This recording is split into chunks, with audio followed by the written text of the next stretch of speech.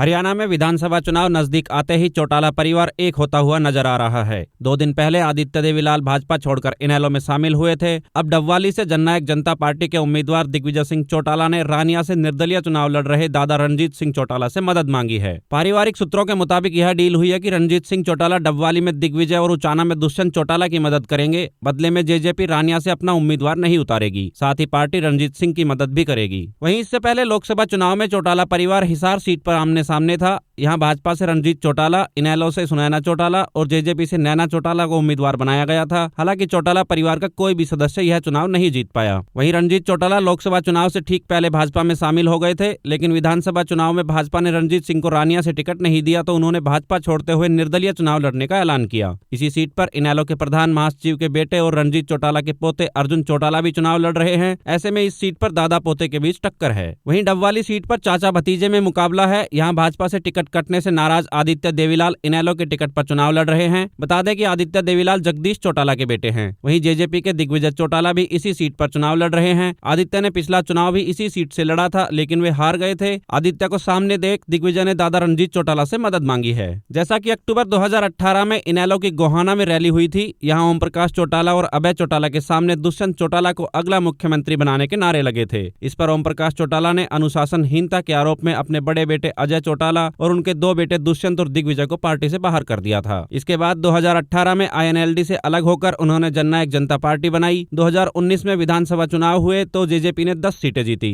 चुनी गई सरकार के किंग मेकर बने और मात्र 31 साल की उम्र में दुष्यंत चौटाला हरियाणा के डिप्टी सीएम बने। इसके बाद लोकसभा चुनाव से ठीक पहले बीजेपी जेजेपी गठबंधन टूट गया। फिर लोकसभा चुनाव में जेजेपी ने अपने प्रत्याशी उतारे, लेकिन सभी प्रत्याशियों की जमानत जब्त हो गई। इसके बाद 7 विधायक भी जेजेपी से बागी हो गए। इनेलो और जसपा का वोट बैंक कांग्रेस की तरफ शिफ्ट हो गया था।